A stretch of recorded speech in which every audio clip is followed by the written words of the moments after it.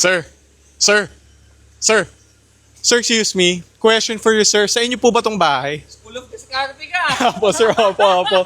Napansin ko, sir, dami niyong kotse. May Ferrari kayo, may Bentley, may Rolls Royce, may Maserati pa, sir. Tanong ko lang, sir, paano po tayo yumaman? Dragons Project, fastest growing na online business now in the Philippines. In the Philippines, sir. Philippines, Pinakamabilis na online business. Yes. Ako po kasi, alam niyo naman po, nag-interview tayo ng mga Yeah, bro. successful people dito po sa buong Pilipinas. Malapit na nga ako mag-chat sa'yo na yung mga kaibigan ko, na-chat mo, sabi ko, hindi ba ako successful?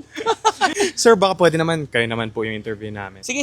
Sir, ilang taon na po tayo dito sa pagbe-business natin? 2 decades, mga 20 years. Decades, Yeah, 20 sir. years. Ang tagal na po nun. Kaya sa mga nagsasabi na success is overnight, will never happen, man. If success is overnight, illegal yun, bro. 100%. So, sir, tanong ko lang, sir, sa 20 years na yun or sa 2 decades na yun, kailan po natin nakuha yung first million natin? I started this at the age of 24. I got my first million at the age of 25. 25, sir. So, 25. 1 year lang din. Blood, sweat, and tears yun. Pero hindi po natin na-feel na successful tayo at that time na nakuha natin yung first million. You won't. Kasi when you hit your first million, that's accumulation. Most of the time when you reach your first million, hindi mo mararamdaman yun. Kasi wala sa palad mo yun. Nagastos mo na yun, napangkain mo na yun. When I hit my first million na nasa bangko ko yung first million, it took me around 3 years. Kasi pag totoo ang ginagawa mo, it will take time. Kasi for me, wala namang gray market. It's either black market yan o legit yan. So doon tayo sa legit. I have kids. Ang pinaka-importante sa akin is yung pangalan ko with my kids. They can say na parang tatay ko yan. Mabagal man yung proseso kung paano ako umasenso o umangat sa buhay in my own little way. At least alam ko, wala akong tinapakan tao. Tama yun, sir, no? Slowly but surely and safely, di ba? Totoo yun. God's perfect time. Pero sir, tanong ko lang, galing po ba tayo sa pera? I was born na raised sa 1020H Tayabas Street, Tondo, Malaya. Nakatara ako sa gilid ng Riles sa likod ako ng simbahan ng katedral. Sa Tondo, sir. Batang Riles ako. Ang malaking pera sa akin, pwedeng maliit na pera sa iba, pero vina-value yung kasi galing ako sa wala. Grabe yun, sir, no? Yun po yung tinuro sa atin nung past natin. I-value lagi ang pera, no? Para sa pamilya na din natin. Totoo yun. Kasi maraming tao nagsasabi sa akin, ano yung wealth para sa akin? Maraming nagtatanong sa akin yan. People may say that the cars or the properties or the businesses, dadaan ka dyan na maiisip mo yan. Pero at the end of the day, as you grow old, one thing's for sure, your wealth is your family. Nothing is permanent. Everything is temporary. But your family will be there. Nauuna talaga ang pamilya at saka health. Since naisip natin yung pamilya natin, gusto natin tumagal din tayo kasamang pamilya. Of course, kasi ano to lahat kung wala yung family mo? It's okay to chase your dreams. But don't forget kung bakit ka nangangarap. It's not how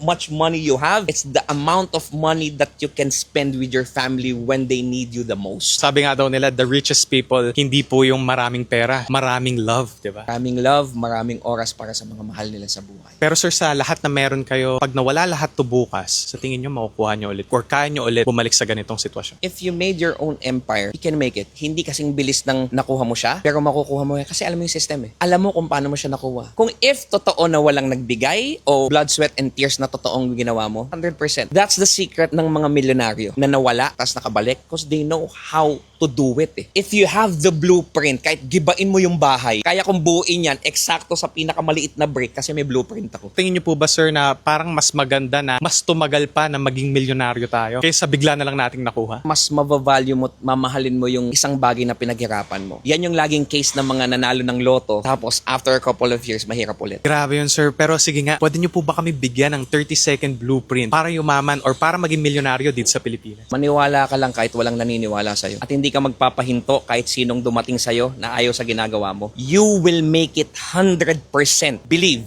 and you shall receive. Ganda nun sir. At saka sabi nila, kahit isang tao lang daw yung maniwala sa atin, no? Tuloy-tuloy natin yung pangarap natin, pero yung isang yon importante na ikaw yon. Yes. Kasi pag yung isang tao na yung nagkaroon ng duda sa'yo, wala ka mararating. At ikaw yun. Sa ganitong estado ba sir, nagkakaproblema pa tayo? Pag wala kang pera, malaki problema mo. Pag sobrang yaman mo naman, ibang tao, hindi ako to, ibang level na to, lahat kaya mong bilhin, wala naman challenge yung buhay sa'yo. Alam mo, lagi ko sinasabi, sa dalawang problema na yon, anong gusto mong problema? Siyempre yung magandang problema na.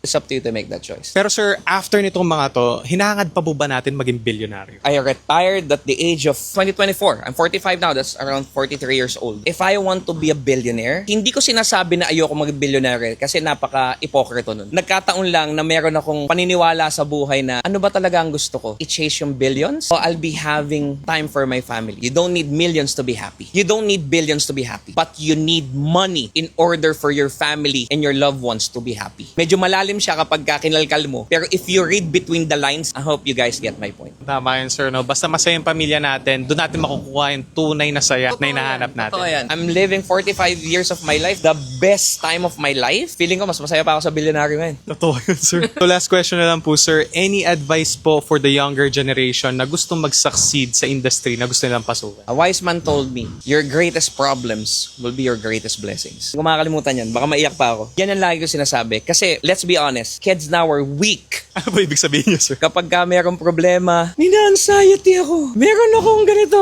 You know why? Kasi nung time namin, pag meron akong problema, kaibigan ako dadating sa akin. Ngayon, pag may problema ka, online na lang. Dadating ka sa pagkakataon na life will break you. Life will bring you down. Duduk-duk ka sa lupa. Pero always remember that will be your blessing. Yung nagsabi sa akin yan is a billionaire. Yung nagsabi sa akin yan is a wise man, philanthropy. That man is SV. He's my mentor all throughout my life. You can beat me up. You can see me on the floor. Pero di ka mananalo sa akin. You're always the storyteller of your life, di ba? Yeah. Sabi ko nga sa lahat ng makikita ng mga kabataan sa School of Discarte, tanongin mo lang yung sarili mo sa nanonood nito. Kailan mo gusto na yung story mo naman yung ma-feature dito? Ganda nun, sir.